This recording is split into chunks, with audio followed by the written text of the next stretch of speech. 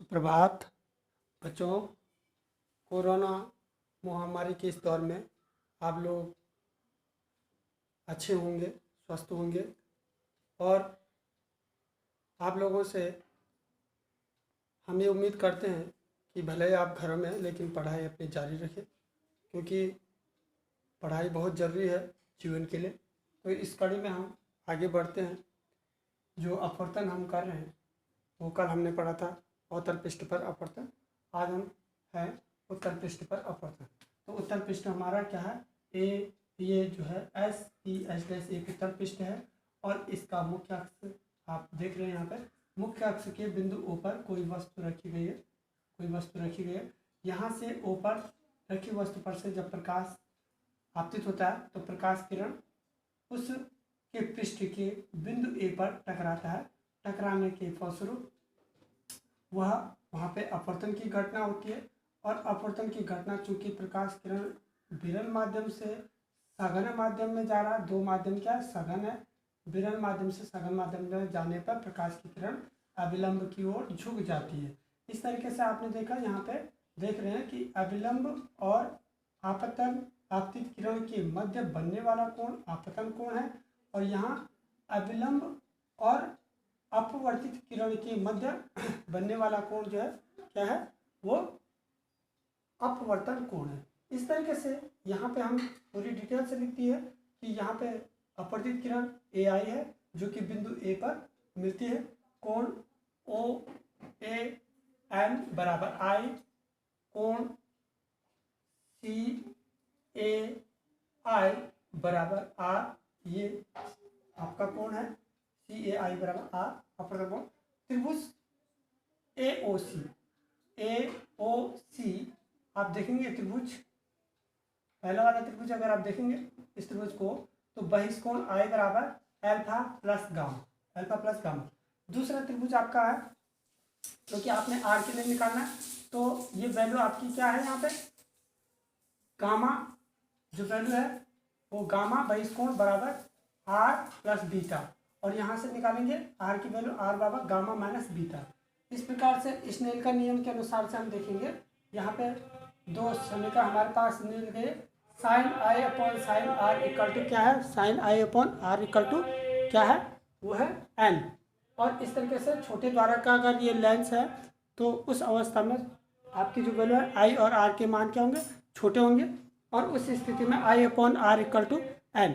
तो यहाँ पे देखेंगे I upon R equal to N हो गया, तो उस स्थिति में I की वैल्यू हम रख देंगे यहाँ पे क्या है, अल्फा प्लस R, और यहाँ पे क्या है, beta plus alpha plus gamma और beta plus gamma minus beta equal to N। और ये जो है आप सरल इसको अगर करेंगे alpha plus gamma equal to N gamma minus beta, और इसके बाद इसको संतुलित अगर हम कर दें तो गामा को एक तरफ ले आइए तो alpha plus N beta equal to N minus 1 into gamma.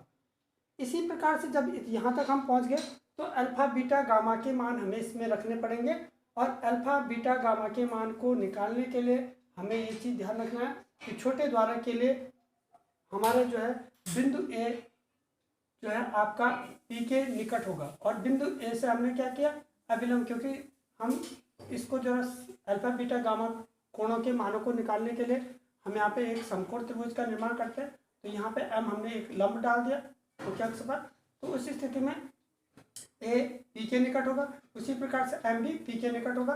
तो उस स्थिति में I, R, अल्फा, बीटा व गामा सभी के मान अति सूक्ष्म होंगे। उस स्थिति में त्रिभुज आपका समकोण त्रिभुज जो है, पहले समकोण त्रिभुज को हमने समकोण त्रिभुज, ये देखिए समकोण है, समकोण त्रिभुज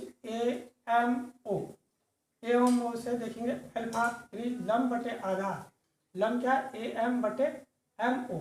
अब AM बटे MO हम ले रहे हैं, तो यहाँ पे थोड़ा सा एक चीज़ और ध्यान रखें, क्योंकि हम दूरियों को लिख दें, क्योंकि हम बाद में A से M तक की दूरी क्या है, H है, ठीक है। वस्तु से ध्रुव तक की दूरी को बोलते हैं U, तो वस्तु से ध्रुव तक की स्थिति जो वस्तु की है उसको बोलते हैं U, और ध्रुव से पृथ्वी तक की दूरी को बोलते हैं V, पृथ्वी तक की दूरी को क्या बोलते हैं, V। इसी प्रकार से ध्रुव से वक्रता केंद्र तक की दूरी को बोलते हैं R। 3 आपने दूरियां देख रहे हैं, और h है उस अवस्था में एम बटे एम ओ बराबर h अपॉन एम ओ, यानी एम ओ, और m जो है इसके निकट होगा तो क्या होगा पी ओ के समतुल्य होगा, यानी हम क्या बोलेंगे M O equivalent to P O. तो इस स्थिति में एम जो है h होगा और पी ओ यानी u, और u क्या ऋणात्मक दूरी होगी क्योंकि ये बाईं तरफ की ओर मेजर की जाती है। इसी प्रकार से समकोण त्रिभुज ए एम आई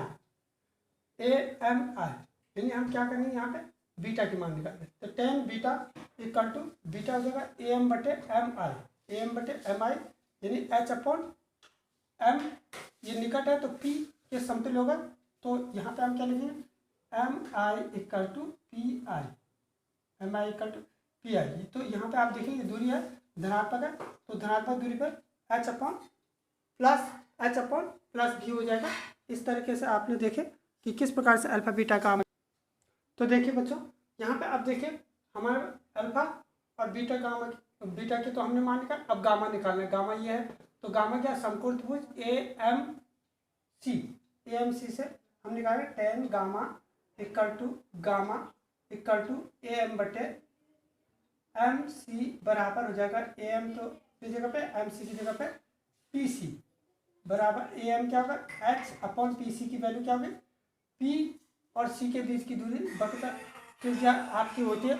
तो उस अवस्था में आपको देखना है गामा इक्वल टू आपका क्या निकल गया एच अपॉन आर, तो ये जो है आपकी प्लस दूरी है क्योंकि ये बाईं ओर की दूरी है, ये ऋणात्मक होती है माइनस यू इसलिए आया, और यहाँ पे आर और भी धनात्मक है यानी दाहिनी ओर है इसलिए ये आ गए। और यहाँ पे आप फिर वही देखेंगे एम सी बराबर पी सी, यानी एम सी जो है आपका क्या होगा पी सी के समतुल्य होगा क्योंकि बहुत निकट है। इस तरीके से इसलिए अल्फा बीटा गामा के मान हम किस में रखेंगे समीकरण, इसमें हमने रखा 3 में का मान समीकरण 3 में रखने पर आपको प्राप्त होगा, समीकरण 3 में हमको रखने पर प्राप्त होगा। तो देखिए बेटा जो है हमारे पास अल्फा बीटा और गामा के मान निकल गए। इसको हम समीकरण कौन से रखेंगे तीसरे में, समीकरण 3 में रखेंगे alpha plus N beta equal to N minus one into beta. अब यहाँ पर हम लगा देखें यू प्लस एन और एच अपॉन भी equal to N minus one